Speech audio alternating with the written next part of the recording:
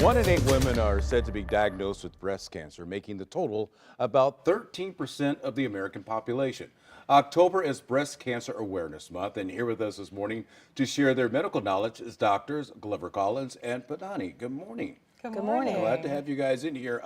Let's begin first of all with this. I know that the number of women being diagnosed is on the rise, but that is not necessarily a bad thing, correct? Correct. So we're seeing more and more women get diagnosed early because they're screening. They're getting screening mammograms. We're catching breast cancer earlier.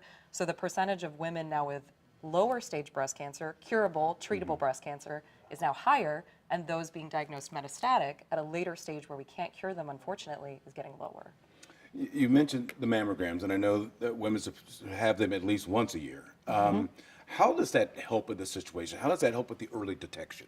Well, first of all, they start at 40 unless they have a family history of breast cancer, and we start them at earlier ages. But it helps us because you don't have to wait longer to find it out, right? It's not going to change, in fact, of the part of it being there. You just need to find it early. And so getting the difference from year to year is what helps us to detect it before we have symptoms. Who's most at risk? That's a great question. So patients who have a family history of breast cancer, but also they should know their family history of ovarian cancer, prostate cancer, pancreatic cancer. They can go to their primary care doctor or their OBGYN, have an entire family history done, and see if they might be at higher risk for breast cancer. Also, patients who have had radiation to their chest, anyone with a BRCA mutation or a family history of BRCA, those patients need earlier screening and they need more intensive screening, potentially with MRI.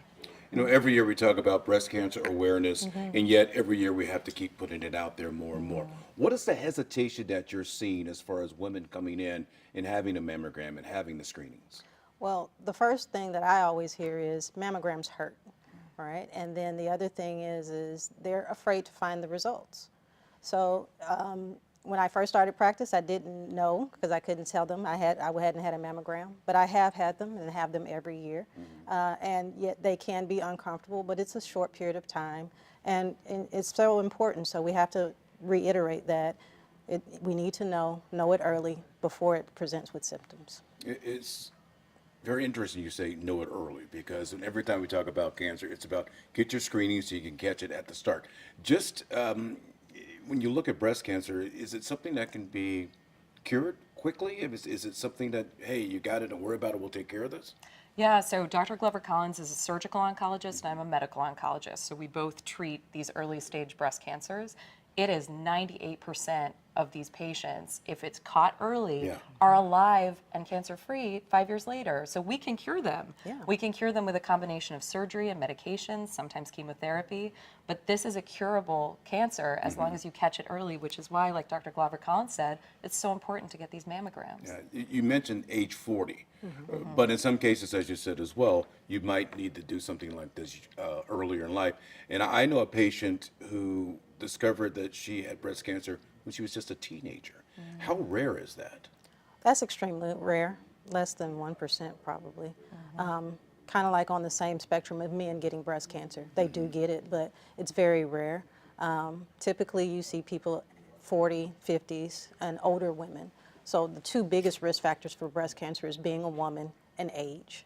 But definitely if you have a significant family history of breast and ovarian cancer, that can help us target people who are most at risk at an earlier age. Okay, so we're in October. October is Breast Cancer Awareness Month. Why October? Why not year round? It's a good question. I think although year-round we kind of promote mammography, I would say that October is a good month because it's before the holidays. People are thinking about their family. People are thinking about, oh, I've gone back to work or I've gone back to school and I really need to get my health taken care of. So we like focusing on a month to make sure that people know their risk and know the benefits of mammography. Is it also important to check on your friends? Make that Yes. phone call and say, hey, have you had your mammogram yet? Or, are you taking care of yourself basically when it comes to breast cancer? Absolutely. I think support from family and friends is the biggest help for our practice so that we can encourage women to do what they need to do. And this really is a community thing too. Yes. It isn't just women that need to be concerned. The husbands, the boyfriends need to ask the question too. Hey, have you gone and had your mammogram yet? Absolutely, and I think the fear can be lessened by the whole community being on board with this, right? Like Dr. Glover-Collins said, it's a little uncomfortable, but it's so that we can find it, cure it, treat it. We're on your side, and the community can also be on your side. Absolutely. Well, thank you guys so much for coming in. It's great to talk about this, let the word out there, so ease the minds of a lot of Yeah. people who might be going through something along these lines. Thank you again. Let's go over to Paul now for a look at our traffic. And Paul, I was seeing green about an hour ago. Please tell me that.